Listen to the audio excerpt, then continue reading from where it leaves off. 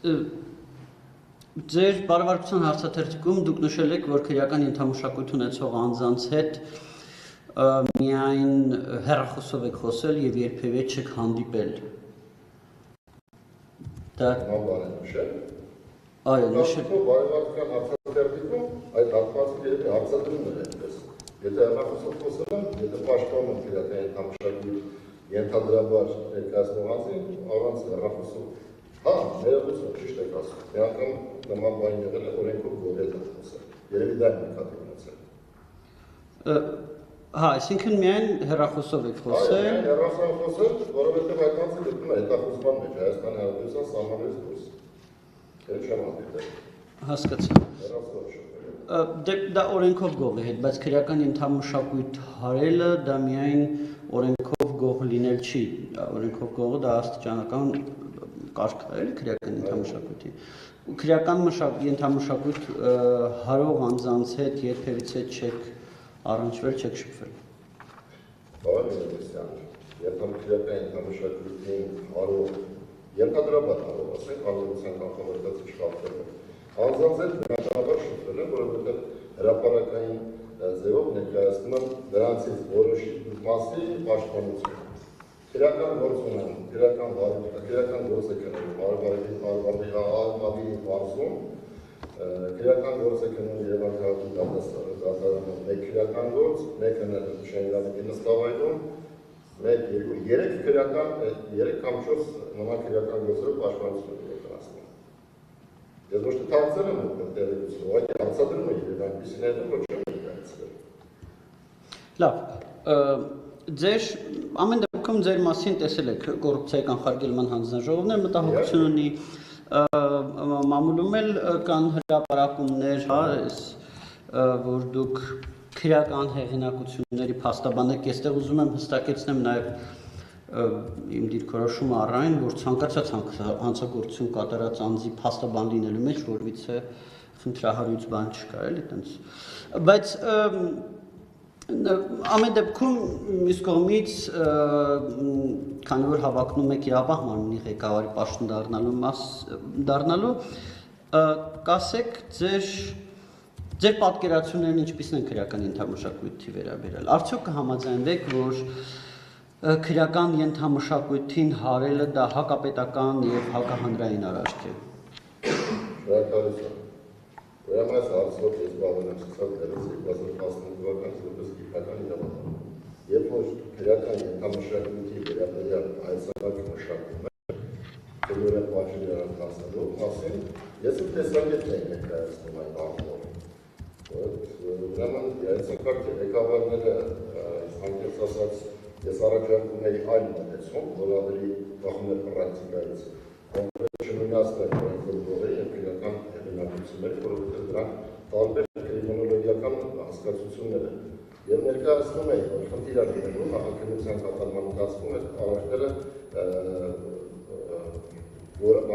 բացահայտելու եւ ճիշտ իրավական որակավորման համար։ Իհարկե իմ տեսակետը լսվեց, բայց իհարկե կարծես իմ կողմից էլ անտեսվեց։ Ամեն դեպքում մենք ունեցանք այն օրենսդրությունը, ինչ որ հիմա ներկայացված է քրեական օրենսգրքում, իմ կարծիքը պարոն Յունիսյան, այդ երևույթի վերաբերյալ շատ ծայրահեղ է, եւ դա հանրային փաստ է։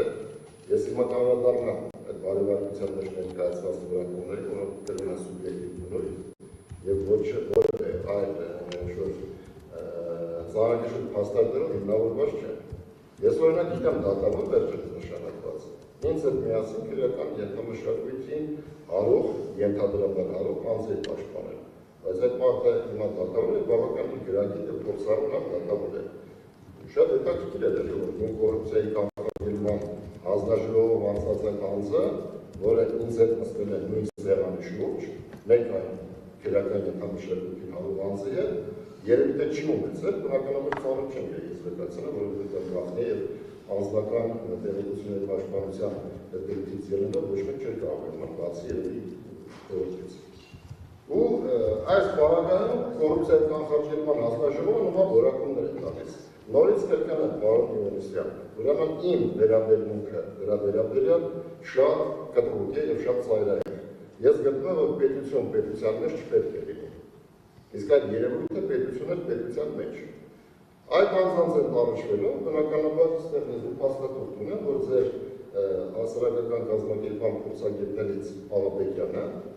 մի առիթով, կնոջս վերաբերյալ բարեվարկության եզրակացություն տալի առիթով գրել էր այդ մի հանգամանքը, որ Վատիկյանը, փաստաբան Վատիկյանը այդ իր մասնագիտական գործունեության հետ կապված չի կարող դա որակել որպես բացասական երևույթ։ Հիմա այս պարագայում, այսինքն ինչ ընտրովի ձևով պիտի իրականացվի այս բանը, որպեսզի ժամանակը գա ու մարդը չհայտնի այսպես իրավիճակում։ Ներկայացրած ճակերտավոր ընկալվում է հասարակության կողմից որպես քրեական ենթամշակույթի փաստաբան, ճիշտ ասած ինձ համար վիրավորական է, որովհետև դա կարծես թե քողարկված մեղադրանքի մասնագիտական գործունեության իրականացման է։ Այսինքն, եթե թմրամիջոցներով պաշտպանություն իրականացնել, պիտի ասենք թմրամիջոցների կամ նավթավարումների փաստաբանն է, չգիտեմ, բռնաբարումների պաշտպանել, պիտի ասենք բռնաբարումների փաստաբանն է եւ այլն։ Ես գտնում եմ ներողություն ավարտում Պարոն ես գտնում եմ, որ այդ որակումը եւ այդ եզրակացության հատվածը, իհարկե դա չի ասես եզրակացության վրա, ընդամենը հավելատեղեկություն է ներկայացվել։ Իմ կարծիքը այդ երևույթին նորից եմ կրկնում շատ հստակ եւ կտրուկ հանրահայտ է, քանի որ ես այդ թեմայով դասախոսություն եմ ստանում իմ քիչ առաջ ներկայացրած ուսանողներին։ Պարոն Բատկյան, ինչ խոսք նորից ոչ ես, ոչ էլ մեր կազմակերպության արդեն նախկին աշխատակից Աղաբեկյանը կասկածի տակ չեն դնում, որ փաստաբանը ցանկացած տեսակի հանցագործության մեջ մեղադրվող անձի կարող է պաշտպանություն իրականացնել եւ դրա մեջ որևիցե խնդրահարույց, պարսավելի, ամոթալի որևիցե բան բնականաբար չկա։ Բայց օրինակ ձեր մասով համացանցում կային տեսանյութեր, որ գրկախառնվում եք, ես հեսա ազգանուն ասեմ, Բանդուրյան ոնց որ, հա, Բանդուրյանների հետ։ Դուք նոր ասեցիք ձեր խոսքում, եթե ես սխալ հասկացա, ինձ ուղղակի խնդրում եմ, որ դուք մի դատավորի հետ միասին նստած եք եղել քրեական ենթամշակույթ հարող անձի հետ։ Դատավարության ընթացքում։ Հա, դատավարության ընթացքում։ Հա, մի քիչ ուրիշ ձև ընկալվել։ Ես հստակ ասեցի, որ պաշտպան էր։ Ես մեկի պաշտպան եմ, ես մյուսի պաշտպանն էի։ Ոչ թե նստած եմ եղել, չգիտեմ, խնջույքի։ Մահացու մեղքերը հստակ ասեք, որ զարգումները չգիտեն։ Շնորհակալություն։ Ուրեմն այդ գրկախառնման վերաբերյալ տեսանյութը ճիշտ ասած ինչքան որ փնտրեցի, այսինքն ոչ թե կոնկրետ գրկախառնության վերաբերյալ տեսանյութ, այդպես էլ չհայտնաբերեցի։ Բնականաբար հնարավոր է, եթե դատավարության ընթացքում, դատանի դահլիճում կամ դատանի բակում պաշտպանելիդ հանդիպում ես, բնականաբար պետք է բարև տաս։ Ինչ է նշանակում գրկախառնվել, ես չեմ հասկանում։ Այսինքն մարդուն կարելի է գրկախառնվել, մարդուն կարելի է նաև գրկել, ինչ-որ մի սփոփիչ խոսք ասել, ինչ-որ բանի վերաբերյալ։ Ճիշտ ասած, ես նման բան չեմ հիշում, չեմ տեսել, եթե նման բան էլ կա, դրանից